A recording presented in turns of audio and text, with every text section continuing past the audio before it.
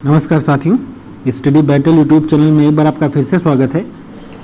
DElEd fourth semester की जो previous year question paper हम डिस्कस कर रहे हैं उसकी सीरीज़ में आज हम एक और वीडियो डिस्कस करेंगे जो कि आपका सामाजिक अध्ययन का पेपर है। और ये पेपर आपका 28 सितंबर को हुआ था। ओके, तो इस पेपर में हम डिस्कस करेंगे कि कौन कौन से क्वेश्चन आए, क्या उनका सही उत्तर हो सकता है। और इस क्वेश्चन को डिस्कस करने के पीछे ये भी एक मोटो है कि आपका जो अभी जब सेकेंड सेमेस्टर का आपका बैक का पेपर बैक का रिजल्ट है वो आ जाएगा, तो उसके बाद आपका फोर्थ सेमेस्टर का जिन लोगों को बैक लगा था सेकंड में उनका भी एग्जाम होगा, तो उनको भी थोड़ा हेल्प मिलेगी कि कैसे क्वेश्चन आएंगे, उससे थोड़ा उनको आइडिया लग जाएगा। और इन केस अगर इससे कोई क्वेश्चन रिपीट होता है तो उससे भी वो सही से कर सकेंगे। तो इसीलिए हम इस वीडियो को डिस्कस कर रहे हैं। तो आइए इस क्वेश्चन को डिस्कस करते हैं पेपर हम। तो सबसे पहले हम जो आपके बहुकल्पीय क्वेश्चंस हैं उसके बारे में डिस्कस करेंगे। देखिए, पहला क्वेश्चन इसमें दिया हुआ है कि प्रथम स्वतंत्रता संग्राम 1857 ईस्वी में कानपुर के क्रांतिकारियों को किस अंग्रेज सेनानायक का सामना करना पड़ा था। अब इस तरह के क्वेश्चन मैंने देखा है पिछले 2-3 साल में पूछे ही जा रहे हैं। 1857 की क्रांति से आप इसको अच्छे से करिए। इसमें जो भी आपके सेनानायक थे या जो भी आपके नेता थे उनको कहाँ पे बंदी बनाया गया, कहाँ पे उनको रखा गया और किस जगह पे कौन सा अंग्रेज शासक जो अंग्रेज था वो सेनानायक था, इस तरह के क्वेश्चन आपके एग्जाम में पूछे जा रहे हैं पिछले 2-3 साल से। तो इस वजह से इस क्वेश्चन को इंक्लूड किया गया है। अब यहाँ पे तो चूंकि आपको केवल कानपुर का पूछा जा रहा है कि कानपुर के क्रांतिकारियों को किस अंग्रेज सेनानायक का सामना करना पड़ा। अब यहाँ पे जो आपका सही उत्तर है, देखिए यहाँ पे मैंने टिक भी किया हुआ है। देखिए यहाँ पे जो आपका सही उत्तर हो जाएगा वो हो जाएगा कैंपेबल। कैंपेबल कहाँ को, कैंपेबल से सामना किसका किसका हुआ, बरेली में सामना हुआ और कानपुर में सामना हुआ। ओके, लेकिन अगर क्वेश्चन आपका इस तरह से फिर आता है या 1857 से रिलेटेड अगर क्वेश्चन आता है तो आपका निकोलसन, देखिए निकोलसन कहाँ पे सेनानायक था, वो आपका दिल्ली में था, आपको याद रखना है। ह्यूरोज जो है वो आपका झांसी और ग्वालियर मींस यूपी और एमपी का जो बॉर्डर है वहाँ का जो एरिया था वहाँ पे सेनानायक था। और विलियम टेलर जो था वो आपका बिहार का था। अब आप ये तीनों ये टेबल है, आप किसी नेट से या इसी को अगर आप पेपर देख रहे हो तो इसको आप कहीं पे नोट डाउन कर लीजिए, क्योंकि इस तरह का क्वेश्चन अभी जब फिर एग्जाम होगा, और ऐसा नहीं केवल ये यूपी डीएलएड के लिए, आप कोई भी कॉम्पिटेटिव एग्जाम दोगे, आप सीटेट का एग्जाम दोगे, टेट का दोगे, और अगर आप यूपी पीएससी का ओके या और भी स्टेट के जो पीएससी के एग्जाम है वो देते हो तो उसमें भी इस तरह के क्वेश्चन आते ही आते हैं जहाँ पे आपका भारतीय इतिहास से जीएस का पार्ट होता है एग्जाम में। सो यहाँ पे सही उत्तर आपका कानपुर का पूछा जाता है, तो कानपुर का सही उत्तर हो जाएगा कैंपेबल, उत्तर नंबर ऑप्शन 2। प्रार्थना समाज की स्थापना किसने की थी। देखिए, ज्यादातर हमने जब डिस्कस किया था तब हमने आत्माराम पांडुरंग के बारे में डिस्कस किया था। ओके, आत्माराम पांडुरंग, ज्यादातर यही नाम दिया रहता है, आत्माराम पांडुरंग। लेकिन ओके, लेकिन जब हमने डिस्कस किया था तब हमने आपको यह भी बताया कि 2 लोग थे इसमें, केशव चंद्र सेन से इंस्पायर होकर के आत्माराम पांडुरंग और महादेव गोविंद रानाडे, जिनको हम शॉर्ट फॉर्म में एमजी रानाडे कहते हैं, महादेव गोविंद रानाडे, इन दोनों लोगों ने मिलकर प्रार्थना समाज की स्थापना करी थी। और यहाँ पे आपको देखिए आत्माराम पांडुरंग का ऑप्शन न दे करके आपको यहाँ पे महादेव गोविंद रानाडे का ऑप्शन दिया हुआ है। तो यही आपका सही उत्तर हो जाएगा क्योंकि 2 लोगों ने मिलकर किया था। नेक्स्ट कहा जा रहा है आपसे थियोसोफिकल सोसाइटी का मुख्यालय कहाँ खोला गया था। तो थियोसोफिकल सोसाइटी का जो मुख्यालय है वो अड़यार में खोला गया था, ये भी हमने डिस्कस किया था। चौरी चौरा कांड कब हुआ। चौरी चौरा कांड जो है आपका 1922 सन, एक तो आप याद रखिए प्लस डेट भी आपको याद रखनी है, 5 फरवरी मीन्स 5/02/1922 इस डेट को आपका चौरी चौरा कांड हुआ था। और भी आपने देखा होगा इसी साल में शुरुआत में जब 4 फरवरी 2021 को इसके 100 साल पूरे हुए थे। तो आप लोगों ने इस तरह का प्रोग्राम भी किया होगा जिसमें वंदे मातरम गा करके आपने वीडियो अपलोड करना था, या जो भी इस तरह से किया गया हो, मतलब ब्रॉड लेवल पे यूपी में तो खासकर मनाया गया था। तो आपको अगर नहीं ध्यान है तो आप याद कर लीजिए, इस तरह का क्वेश्चन रिपीट हो सकता है। अगर इस तरह का क्वेश्चन बहुकल्पीय ना आए, हो सकता है 1 नंबर में अतली उत्तरी क्वेश्चन में आ जाए, तो भी आपको यहाँ पे लिखना पड़ेगा। फॉरवर्ड ब्लॉक का गठन किसने किया था। सो फॉरवर्ड ब्लॉक का गठन जो है आपका सुभाष चंद्र बोस ने किया था। तो ये भी आपको ध्यान रखना है। आज़ाद हिंद फौज की स्थापना में भी इनका योगदान था, लेकिन इन्होंने स्थापना आज़ाद हिंद फौज की नहीं करी थी, उसमें सेनानायक थे, लेकिन फॉरवर्ड ब्लॉक का गठन जो है वो इन्होंने ही किया था, सुभाष चंद्र बोस ने ही किया था। तो ये आपके बहुकल्पी हुए। ओके, आगे देखते हैं कौन कौन से बहुकल्पी इसमें आए थे। देखिए, थियोसोफिकल सिक्स्थ कह रहा है कि Hindustan socialist Republican association, HSRA, इसको शॉर्ट फॉर्म में HSRA कहा जाता है। सो HSRA जिसको कहा जा रहा है, तो उसका गठन कहाँ किया गया था? तो देखिए, ये हिंदुस्तान सोशलिस्ट रिपब्लिकन एसोसिएशन, इसका नाम पहले हिंदुस्तान रिपब्लिकन एसोसिएशन था, HRA था केवल, लेकिन बाद में इसका नाम जो है वो HSRA कर दिया गया। और इसका जो केंद्र है, इसका जो गठन है, वो फिरोज शाह कोटला दिल्ली में किया गया था। ओके, तो यहाँ पे सही उत्तर जो होगा वो आपका दिल्ली हो जाएगा। दिल्ली जो है आपका सही उत्तर हो जाएगा। नेक्स्ट कह रहा है दयानंद सरस्वती ने 1875 ईस्वी में किस संस्था की स्थापना करी? तो आर्य समाज की स्थापना दयानंद सरस्वती ने करी थी। यहाँ पे सन भी दे दिया गया है 1875 ईस्वी, आपको सन भी याद रखना है। पिछले भी मैंने बताया क्वेश्चन में कि आपको एक नंबर में अतिलिखित्री क्वेश्चन आएगा, तो वहाँ पे लिखने को भी आ जाएगा। अभी आप देखिएगा, आगे हम अतिलिखित्री क्वेश्चन डिस्कस करेंगे, तो केवल वन लाइनर अतिलिखित्री पूछे गए कि आपको एक शब्द में उत्तर देना है, तो आपको याद भी करना पड़ेगा। नेहरू रिपोर्ट, और इसी में देखिए प्रार्थना समाज की स्थापना, अभी हमने पिछले में ही बताया, पांडुरंग और रानाडे ने किया। सत्य शोधक समाज की स्थापना किसने की? सत्य शोधक समाज की स्थापना जो है वो ज्योतिबा फुले ने करी। और शारदा सदन, जो शारदा सदन है, इसकी स्थापना पंडित रमाबाई ने करी। पंडित रमाबाई ने इसकी स्थापना करी। तो आपको याद रखने, इस तरह के क्वेश्चन आपसे पूछे जा सकते हैं। नेहरू रिपोर्ट कब प्रस्तुत करी गई? देखिए, नेहरू रिपोर्ट का क्वेश्चन यहाँ पे आया हुआ है। जो नेहरू रिपोर्ट जो है वो आपकी अगस्त 1928 ईस्वी में प्रस्तुत करी गई, 28 अगस्त 1928 को। ओके, डेट आपको नहीं ध्यान रखनी है, डेट कम याद रखिए, लेकिन सन जरूर याद रखिए, अगस्त 1928। अब देखिए, अगर आपको एग्जैक्ट सन ना पता होता तो यहाँ पे मई 1928 दिया था, फरवरी 1928 दिया था, तो आपको महीना भी याद रखना है। यूरेनियम उत्पादन के किस जिले में पाया जाता है? यूरेनियम उत्तर प्रदेश के किस जिले में पाया जाता है? यूरेनियम जो है वो आपका ललितपुर जिले में पाया जाता है। अभ्रक का सर्वाधिक उत्पादन करने वाला भारतीय राज्य कौन सा है? देखिए, यहाँ पे जो 4 ऑप्शन दिए हुए हैं, इसमें तो सबसे बड़ा जो है उत्पादन करने वाला राज्य झारखंड है, लेकिन आपको ओवरऑल पूछे कि भारत में अभ्रक का उत्पादन करने वाला, अगर ये क्वेश्चन आपका एक नंबर में लिखने को आता है अतिलिखित्री में कि भारत में अभ्रक का सबसे अधिक उत्पादन करने वाला राज्य कौन सा है, तो आपको उत्तर आंध्र प्रदेश लिखना है। ओके, इसमें आप कंफ्यूज मत होइएगा, लेकिन यहाँ पे चूंकि 4 ऑप्शन दिए हुए हैं, अगर यहाँ पे आंध्र प्रदेश दिया होता तो हम आंध्र प्रदेश को टिक करते, लेकिन यहाँ झारखंड दिया है। तो झारखंड में कोडरमा जगह है जहाँ पे सबसे ज़्यादा, मतलब आंध्र प्रदेश में सबसे ज़्यादा किया जाता है, लेकिन इसमें जो 4 ऑप्शन दिए हुए हैं तो उसमें झारखंड जगह है, स्टेट में आपकी कोडरमा जगह है जहाँ पे आपका अभ्रक का उत्पादन किया जाता है। अभ्रक को ही हम इंग्लिश में माइका कहते हैं। तो ये आपका सही उत्तर यहाँ पर थर्ड हो जाएगा। बुक्सा जनजाति उत्तर प्रदेश के किस जनपद में निवास करती है? देखिए, बुक्सा जनजाति जो है वो उत्तर प्रदेश के बिजनौर जिले में निवास करती है। आप जनजातियों के बारे में भी पढ़ा होगा, आपको पढ़ना पड़ेगा, क्वेश्चन इस तरह से आते हैं। सो बुक्सा जनजाति के लोग जो हैं वो आपके बिजनौर जिले में रहते हैं। और यहाँ इनकी खासियत क्या है? बुक्सा जनजाति के जो लोग हैं ये चामुंडा देवी की पूजा करते हैं और बहुपत्नी विवाह है, मतलब बहुपत्नी, एक ही लोग की, एक ही पुरुष की कई पत्नियां होती हैं। ठीक है। कैगा परमाणु ऊर्जा उत्पादक केंद्र भारत के किस प्रदेश में स्थित है? सो कैगा जो है आपका कर्नाटक में है। काफी इंपॉर्टेंट क्वेश्चन है इस तरह का।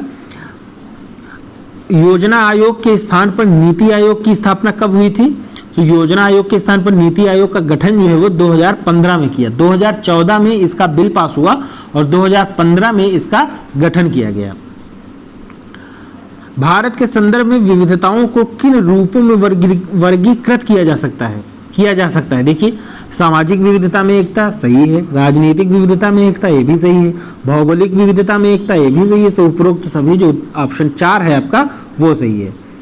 संयुक्त राष्ट्र सुरक्षा परिषद में कुल स्थायी सदस्य कितने हैं? तो कुल स्थायी सदस्य जो है वो आपके 5 हैं। ओके, और आप यही याद कर लीजिए, अभी बहुकल्प जब हम अतिलिखित्री डिस्कस करें तो वहां पे भी आपको एक क्वेश्चन आएगा। ओके, सो देखिए कौन कौन से यहाँ पे हैं। 4 जो है इसमें स्थायी सदस्य हैं। देखिए नाम आप ध्यान रखिए, एक तो हो गया आपका फ्रांस, देखिए फ्रांस हो गया, संयुक्त राज्य अमेरिका हो गया, ओके, ग्रेट ब्रिटेन हो गया, ये याद लिख के याद करिए क्योंकि आपको लिखने को भी आता है। आपका रूस हो गया, और कौन सा हो गया, चीन हो गया। देखिए फ्रांस हो गया, संयुक्त राज्य अमेरिका हो गया, ग्रेट ब्रिटेन हो गया, रूस हो गया, चीन हो गया, 1 2 3 4 5, ओके, 5 आपके ये संयुक्त जो हैं इसमें स्थायी सदस्य हैं, ओके। टोटल 15 सदस्य हैं, टोटल 15 सदस्य देश हैं जिसमें 5 आपके स्थायी हैं। देखिए इसका गठन आप समझ लीजिए, इस तरह के क्वेश्चन आ सकते हैं। 5 स्थायी हैं और 10 इसमें जो है वो अस्थायी हैं, ये आपको ध्यान रखना है। बाकी हम डिस्कस करेंगे कभी, फिर कभी डिस्कस करेंगे, उसमें हम बता देंगे आपको। यहाँ पे आप खास कर इतना याद रखिए, हो सकता है इस क्वेश्चन पेपर में आपका स्थायी सदस्यों की पूछी गई है, हो सकता है जब बैक वाला पेपर हो या जो बैक वाले स्टूडेंट्स उनका जब पेपर हो तो उसमें हो सकता है अस्थायी सदस्यों के बारे में पूछ लिया जाए। तो आप दोनों तरह से याद करिए। तो यहाँ पे सही उत्तर हो जाएगा आपका ऑप्शन नंबर 15। नेक्स्ट देखते हैं अतुल के 3 क्वेश्चन के बारे में डिस्कस करते हैं। देखिए 1857 की क्रांति की शुरुआत कहाँ से हुई थी? देखिए सब 1 लाइनर क्वेश्चन है, सब एक शब्द में आपको उत्तर देना है। 1857 की क्रांति की शुरुआत जो है वो आपकी मेरठ से हुई थी, मेरठ से हुई थी, ये आपको ध्यान रखना है, ठीक। नेक्स्ट कह रहा है वेदों की ओर लौटो नारा किसने दिया था? वेदों की ओर लौटो नारा जो है वो स्वामी दयानंद सरस्वती का है, ये भी आपको ध्यान रखना है, काफी इंपॉर्टेंट है। जलियांवाला बाग हत्याकांड कब और कहां हुआ था? जलियांवाला बाग हत्याकांड जो है वो 13 अप्रैल, आपको याद होगा 13 अप्रैल 1919 को अमृतसर में। जगह कौन सी है? अमृतसर में। आपको सन भी लिखना है और जगह का भी नाम लिखना है, दोनों लिखना है। देखिए कब हुआ? 13 अप्रैल 1919 को हुआ, और कहाँ हुआ? अमृतसर में। गांधी जी ने असहयोग आंदोलन किस वर्ष प्रारंभ किया था? असहयोग आंदोलन जो है आपका 1920 ईस्वी में प्रारंभ किया। भारत छोड़ो आंदोलन का आरंभ कहाँ से हुआ? देखिए भारत छोड़ो आंदोलन के लिए एक वर्धा अधिवेशन, वर्धा में जो महाराष्ट्र में एक जगह है वर्धा, जहाँ पे एक अधिवेशन हुआ कांग्रेस का, वहाँ पे ही ये बात प्रस्तावित हुआ ये आंदोलन की भारत छोड़ो आंदोलन गठित किया जाए, भारत छोड़ो आंदोलन प्रारंभ होगा। तो इसका प्रारंभ आपका बम्बई से हुआ। आज जिसको हम मुंबई कहते हैं उस टाइम पे बम्बई हुआ करता था। उत्तर प्रदेश में लोकसभा व राज्यसभा की कितनी सीटें हैं? देखिए लोकसभा की 80 सीट हैं एलएस की, और राज्यसभा की 31 सीट हैं, ओके। चिपको आंदोलन का किस क्षेत्र में महत्वपूर्ण योगदान है? वन बचाओ अभियान के क्षेत्र में इसका महत्वपूर्ण योगदान है। विश्व ओजोन दिवस कब मनाया जाता है? 16 सितंबर, अभी हाल ही में विश्व ओजोन दिवस मनाया गया। 2011 की जनगणना के अनुसार सर्वाधिक साक्षरता वाला राज्य कौन सा है? सर्वाधिक साक्षरता वाला जो राज्य है वो आपका केरल है, और केरल की साक्षरता कितनी है? लगभग 96% है, 96% से ज्यादा है, 96 दशमलव कुछ है, तो इसीलिए मैंने 96 लिख दिया है। सबसे उत्तर प्रदेश में सबसे न्यूनतम जनसंख्या घनत्व वाला जिला कौन सा है? सबसे न्यूनतम जनसंख्या घनत्व वाला जिला जो है वो आपका ललितपुर है। कंफ्यूजन में मत रहिएगा, कुछ लोग बता रहे थे सोनभद्र होगा, सोनभद्र नहीं है, सोनभद्र दूसरे नंबर पर है, ओके। एग्जैक्ट मुझे डेटा नहीं याद है कि कितना है जनघनत्व, लेकिन सबसे कम ललितपुर का है, दूसरे नंबर पे सोनभद्र का है। कर्क रेखा भारत के जिन 8 राज्यों से होकर गुजरती है उनमें से किसी एक राज्य का नाम लिखिए। किसी एक राज्य का आपको नाम लिखना है, कोई भी आप, राजस्थान, मध्य प्रदेश, पश्चिम बंगाल, झारखंड, छत्तीसगढ़, त्रिपुरा, किसी भी स्टेट का आप नाम लिख दीजिए। सेरीकल्चर क्या है? देखिए सेरीकल्चर में केवल आपको लिख देना है सेरीकल्चर क्या है। तो सेरीकल्चर जो है रेशम उत्पादन से संबंधित एक विज्ञान की शाखा है, या कृषि विज्ञान की एक शाखा है, आप ऐसे लिख दीजिए। 2011 की जनगणना के अनुसार भारत का लिंगानुपात कितना है? देखिए यहाँ पे लिंगानुपात चूंकि दिया हुआ है तो आप 943 है, लेकिन लिंगानुपात, चूंकि अनुपात है तो अनुपात आपको हमेशा अनुपात में ही लिखना है। आप 943 ऐसे लिखिए, 943 रेशियो 1000 लिखिए, या आप अपॉन में लिख दीजिए 943/1000, सही होगा आपका। भारत कला भवन कहाँ स्थित है? भारत कला भवन जो है आपका वो वाराणसी में स्थित है। संयुक्त राष्ट्र संघ का मुख्यालय कहाँ है? संयुक्त राष्ट्र संघ का मुख्यालय जो है, हमने पहले भी बताया था आपको जब हम ऑब्जेक्टिव क्वेश्चंस करा रहे थे, न्यूयॉर्क में है। ओके, अब ये आपके बहुविकल्पी 1 नंबर वाले अतिलोकप्रिय क्वेश्चन हुए। इसमें देखिए सब वन लाइनर थे, किसी में भी आपको कुछ लिखना, मतलब एक शब्द में वन लाइनर है, एक लाइन में आपको जवाब केवल देना था। ओके, सो इस तरह से आपको देखिए ये बहुत सटीक उत्तर आपको जब पता होगा तभी आप इनका कर पाओगे, अदरवाइज आपके क्वेश्चन यहाँ पे गलत हो जाएंगे। ओके, सो इस वजह से आपको ये अच्छे से करना पड़ेगा। जो लोग अभी बैक का पेपर देंगे तो उनके लिए भी हिदायत है कि आप अच्छे से करिए, क्योंकि इसमें लगभग देखिए सब वन लाइनर ही थे। इसमें बना के कुछ नहीं लिखने वाला है कि आप अपनी तरफ से कुछ लिखेंगे, इसमें एग्जैक्ट आपको डेटा देना पड़ेगा।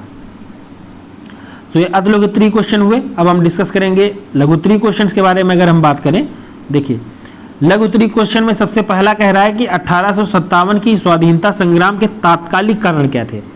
देखिए तात्कालिक कारण में कई सारे कारण थे। एक तो आपके सैनिक कारण हो गया, सामाजिक कारण हो गया, आर्थिक कारण हो गया, सैनिक कारण हो गया, कई तरह के कारण थे। तो आप सभी कारणों के बारे में एक एक लाइन, दो लाइन में अपने उत्तर को करिए, क्योंकि 50 शब्दों में आपको अपने उत्तर को संगठित करना है। और आपका चूंकि पेपर 2 घंटे का है और भी क्वेश्चन है, तो आप 2-2, 3-3 लाइन में सबके लिखते जाइए। ओके, अलग अलग कारण है, सैनिक कारण अलग है, आर्थिक कारण अलग है, सामाजिक कारण अलग हैं। तो आप उसी हिसाब से लिखिए कि आप टाइम में अपना मैनेज कर लीजिए। भारत में होने वाले नव जागरण पर प्रकाश डालिए, ये भी आपने लिख लिया होगा, बहुत ज़्यादा टफ नहीं था। भारत छोड़ो आंदोलन के महत्व की विवेचना आपको करनी है। तो देखिए भारत छोड़ो आंदोलन के महत्व के बारे में अगर हम बात करें तो इसमें आपको देखिए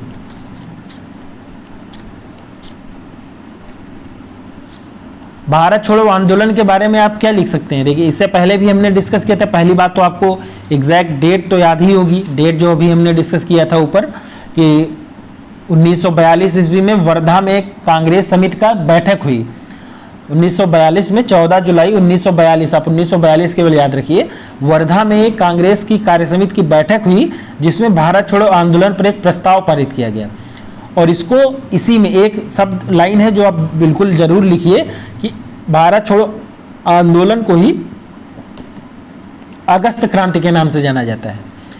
और ये क्रांति कब शुरू हुई? भारत छोड़ो आंदोलन 9 अगस्त 1942 को शुरू होकर गांधी जी तथा अन्य कांग्रेसी नेताओं को गिरफ्तार कर लिया गया। इसका परिणाम ये हुआ कि कांग्रेसी नेताओं को गिरफ्तार कर लिया गया और महात्मा गांधी जी को गिरफ्तार करके सरोजिनी नायडू सहित आगा खां पैलेस में रखा गया और बलिया में गांधीवादी चिट्टू पांडे को नेतृत्व में पहली सामंतवादी समानांतर सरकार बनी। ओके, और भारत छोड़ो आंदोलन के समय जो वायसराय थे इसके बारे में लिख सकते हैं। वायसराय उस समय कौन थे? तो 1942 का टाइम था, तो उस समय वायसराय जो है वो लॉर्ड लिनलिथिगो थे। तो उन्होंने 15 अगस्त 1942 को आंदोलनकारियों पर हवाई जहाज से मशीन गन का उपयोग करके उपयोग करने का आदेश दे दिया। ओके, तो इसके बारे में यही आपको लिखना है। 2-3 आपको 50 वर्ड में लिखना है, तो इसी में से कुछ आप 50 वर्ड्स में अपने आंसर को जस्टिफाई करके लिख सकते हैं। बहुत ज़्यादा इसमें बना के लिखने वाला है नहीं, केवल आप सन जरूर लिखिए और उसमें थोड़ा सा कि कहाँ पे हुआ और कहाँ पे सम्मेलन हुआ, कौन कौन से नेता प्रमुख थे, इनके बारे में आप लिख दीजिए। नेक्स्ट कह रहा है भारतीय राष्ट्रीय आंदोलन में सुभाष चंद्र बोस की भूमिका पर लेख लिखिए। सो देखिए इसमें आप लिख सकते हैं कि सुभाष चंद्र बोस जो है वो कांग्रेस में जो गरम दल के नेताओं में से सर्वप्रथम नेता थे। इन्होंने फॉरवर्ड ब्लॉक का गठन किया। नवयुवकों को एकजुट करके संगठित करने के लिए उन्होंने फॉरवर्ड ब्लॉक का गठन किया। इसी के परिणाम स्वरूप सरकार ने इन्हें बंदी बना लिया था और कुछ दिनों के बाद इन्हें छोड़ दिया गया, परंतु शर्त रखी कि इनमें से किसी मकान में नजरबंद रखा जाए। मतलब छोड़ा तो, लेकिन ये भी कहा कि इनको नजरबंद रखा जाए। लेकिन जनवरी 1943 में किसी तरह चुपचाप भाग निकले और भाग के कहाँ गए? काबुल होते हुए, ओके, दिल्ली से काबुल से होते हुए जर्मनी से जापान तक पहुंच गए। ओके, जर्मनी और जापान में इनकी सहायता से सुभाष चंद्र बोस ने आज़ाद हिंद फौज का गठन किया। सो आपको इस उत्तर में दो चीज़ें तो जरूर लिखनी है, एक तो गर्म दल के नेता थे, प्लस इन्होंने फॉरवर्ड ब्लॉक का गठन किया, और 1943 में जब ये जर्मनी से जापान पहुंचे तो वहां पे उन्होंने जर्मनी और जापान की सहायता से फॉरवर्ड हिंद आज़ाद हिंद फौज का गठन किया। इसके बारे में भी आपको लिखना है। ओके, सो आज़ाद हिंद फौज में उन्होंने द्वितीय विश्व युद्ध के टाइम पे, उसी टाइम पे द्वितीय विश्व युद्ध भी छिड़ा था। सो जर्मनी द्वारा बंदी बनाए गए 50,000 सैनिकों को स्वेच्छा से आज़ाद हिंद फौज में भर्ती कर लिया। ओके, और यहीं पे इन्होंने झांसी दिल्ली चलो का नारा दिया और तुम मुझे खून दो और मैं तुम्हें आज़ादी दूंगा, ये नारा भी दिया था। तो इतना आप इसके बारे में लिख सकते हैं। ओके, इतना सफिशिएंट होगा। 50 शब्दों में आपको अपने उत्तर को जस्टिफाई करना है, तो बहुत ज़्यादा आप इसमें मत लिखिए, क्योंकि और भी क्वेश्चन करने मैंने पहले भी बताया। भूकंप उद्गम केंद्र और भूकंप अधिकेंद्र में अंतर स्पष्ट कीजिए। देखिए, भूकंप अधिगम एक तो होता है केंद्र और होता है अधिकेंद्र। सो केंद्र होता है एपिसेंटर और अधिकेंद्र होता है फोकस। देखिए, जो केंद्र होता है उसको हम फोकस कहते हैं।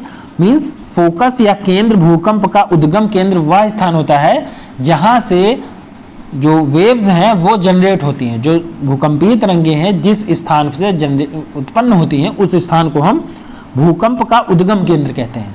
और उद्गम केंद्र से चलने वाली भूकंपीय तरंगे पृथ्वी की सतह पर, सबसे पहले पृथ्वी की सतह पर जहां पे दिखती हैं, जहां पे प्रकट होती है, उसको हम अधिकेंद्र कहते हैं। इसी को हम इंग्लिश में एपिसेंटर कहते हैं, और जो आपका उद्गम केंद्र है उसको हम फोकस कहते हैं।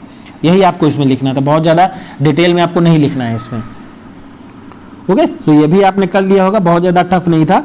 नवजागरण को कर लिया होगा, भारत छोड़ो आंदोलन बता ही दिया हमने, राष्ट्रीय कांग्रेस में सुभाष चंद्र बोस की भूमिका। तो इसमें आप देखिए, जो क्रिटिकल जो मेन चीज़ है वो आप जरूर लिखिए। जैसे भारत छोड़ो आंदोलन में सन आप जरूर लिखिए, वर्धा में कांग्रेस समिति की बैठक हुई इसके बारे में जरूर लिखिए, सुभाष चंद्र बोस के भूमिका के बारे में लिखना है तो आप फॉरवर्ड ब्लॉक और आज़ाद हिंद फौज के बारे में जरूर लिखिए। ओके, और आज़ाद हिंद फौज की इन्होंने गठन कहाँ पे किया इसके बारे में भी लिखिए, और जो इनके जो प्रमुख नारे हैं, तुम मुझे खून दो मैं तुम्हें आज़ादी दूंगा और दिल्ली चलो, ये नारे आपको इतना जरूर लिखना है, क्योंकि ये हाईलाइटेड वर्ड्स हैं, हाईलाइटेड सेंटेंसेस हैं, और इनको आप हाईलाइट करके लिखिए, क्योंकि ये अगर आप नहीं लिखेंगे तो उत्तर आपका अधूरा होगा।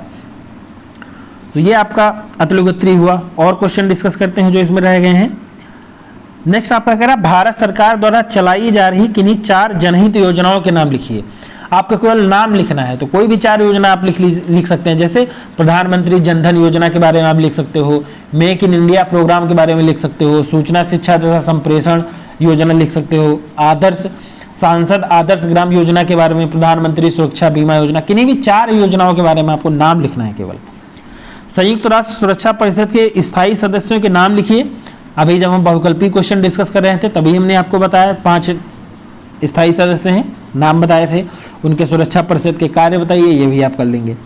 उत्तर प्रदेश की खनिज संपदा पर लेख लिखिए। सो उत्तर प्रदेश की खनिज संपदा पर लेख लिखने में आप क्या लिख सकते हैं, इसमें देखिए जो उत्तर प्रदेश में जो खनिज नीति है उसका गठन कब हुआ, जो डीजीएम है जिसको हम भूतत्व एवं खनिकर विभाग की स्थापना कब हुई इसके बारे में डिस्कस कर लिख सकते हैं।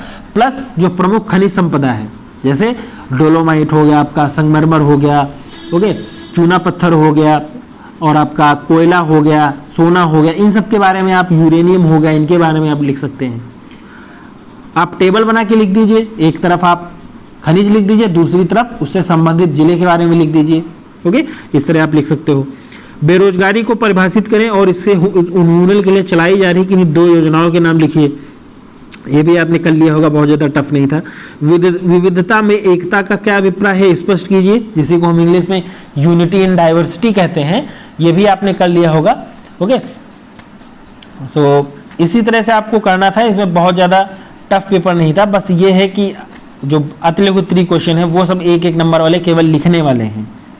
ओके, बेरोजगारी में आप ये लिख सकते हो, बेरोजगारी की पहली बात तो परिभाषा लिखना है।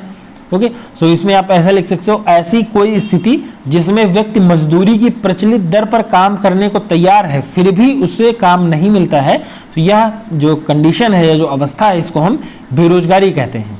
ओके, और इसके उन्मूलन के लिए चलाई जा रही किन्हीं योजनाओं के बारे में आपको लिखना है। तो आप योजनाओं के बारे में लिख सकते हो। ओके, जैसे आपका रोजगार के लिए जो योजना चलाई जा रही है मनरेगा के बारे में आप लिख सकते हो, स्वर्ण रोजगार गारंटी योजना के बारे में लिख सकते हो। किन्हीं दो ही के नाम लिखना है तो आप लिख सकते हो इसमें। विविधता में एकता का अभिप्राय है, इसको भी हमने बता दिया, आपको अभी कराया। ओके, सो इस तरह से आप क्वेश्चन कर सकते हो। बहुत ज़्यादा टफ पेपर नहीं था, पहले में मैंने बताया, बस ये है कि आपको थोड़ा सा ध्यान देके पढ़ना पड़ेगा कि जो भी चीज़ आप पढ़िए तो सन वाली चीज़ों को आप एक जगह लिख के करिए और उसको अच्छे से रिवाइज जरूर करिए। ओके, सो इसी तरह हम कुछ और क्वेश्चंस को डिस्कस करेंगे अगले वीडियो में। तब तक के लिए धन्यवाद।